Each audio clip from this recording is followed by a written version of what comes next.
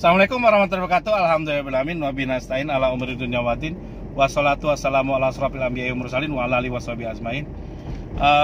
Di sini saya akan kasih tip, banyak sekali yang WA ke saya sekarang ini, yang japri, bagaimana caranya menghadapi pinjol ilegal yang sudah sebar data, atau menghadapi pinjol legal tapi cara-caranya ilegal. Jadi untuk lihat pinjol itu legal sama ilegal, pertama lihat dulu di OJK-nya.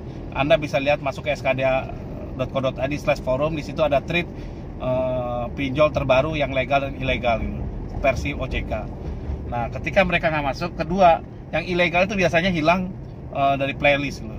Terus jika Anda punya utang di pinjol tersebut dan udah hilang di playlistnya, terus Anda ditagih, suruh download lagi APK baru lagi di playlist, jangan mau. Karena apalagi Anda suruh masukin backup master segala macam-macam. Kalau Anda lakukan itu, berarti apa yang dilakukan? Mereka akan membackup data Anda ke servernya mereka. Ketika server udah di backup, susah Anda ngilangkan. Gak perlu pakai jasa hacker, gak perlu pakai jasa apapun, itu susah karena udah di tangan mereka itu. Jadi intinya gitu. Kecuali kalau Anda kasih fake data ya, seperti yang saya bilang, gerakan penuhi server pinjol dengan fake data itu, yang ilegal. Jadi kebanyakan kalau udah gitu, itu servernya ada di Cina. Coba telusuri ahli IT, pasti di Cina servernya. Karena mereka tidak mau ngelepas servernya di Indonesia itu. Dan itu pinjol Cina itu, dan kelihatan pasti ilegal.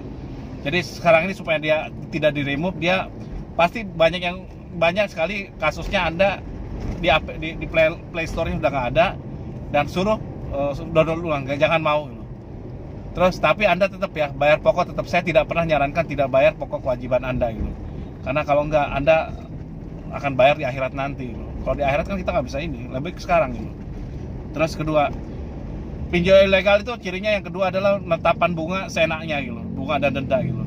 Padahal ada aturan 0,8 ya, dan itu kalau 90 hari maksimal denda itu 100% gitu.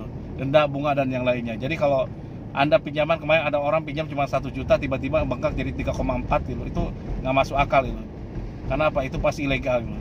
Terus yang ketiga, pinjol ilegal itu ciri-cirinya dia sebar data dan neror ke siapapun kontaknya. Jadi bukan emergency kontak yang teror, tapi seluruh kontak disikat sama dia, di teror gitu. Terornya bisa dalam bentuk telepon, bisa dalam bentuk WA gitu. Dan kemarin ada orang yang udah lunas hutangnya tapi masih ini. Nah, itu juga gitu.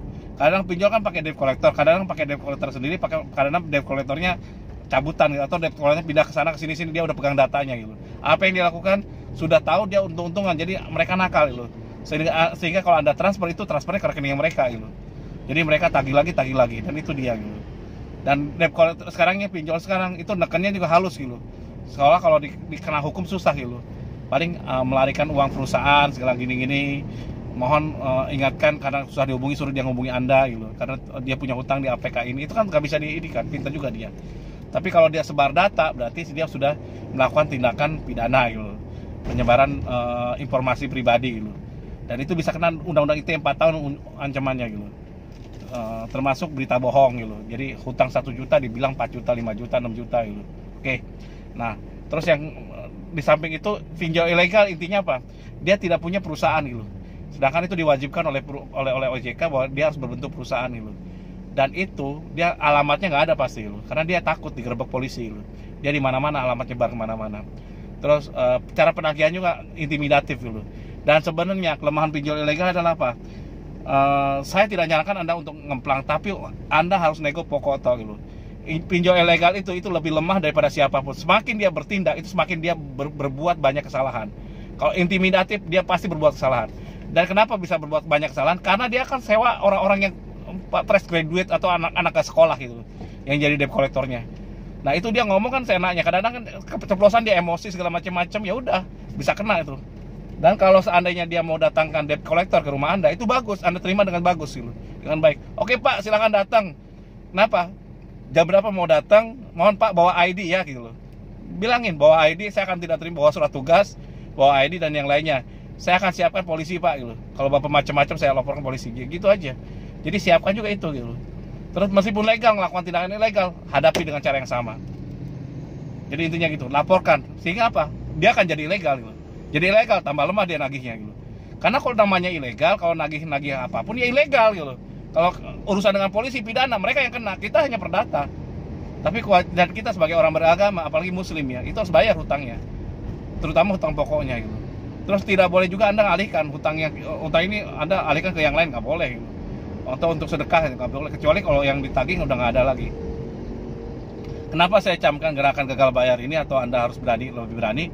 Karena kalau Anda masih lemah, mereka akan semena-mena itu, dan yang kena kita semua, banyak orang yang kena itu akibat pinjol ilegal ini.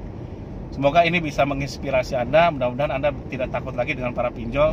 Ayo kita lawan pinjol itu sehingga musnah pinjol ilegal, terutama yang ilegal, dan yang ada semoga musnah dari muka bumi Indonesia tercinta ini.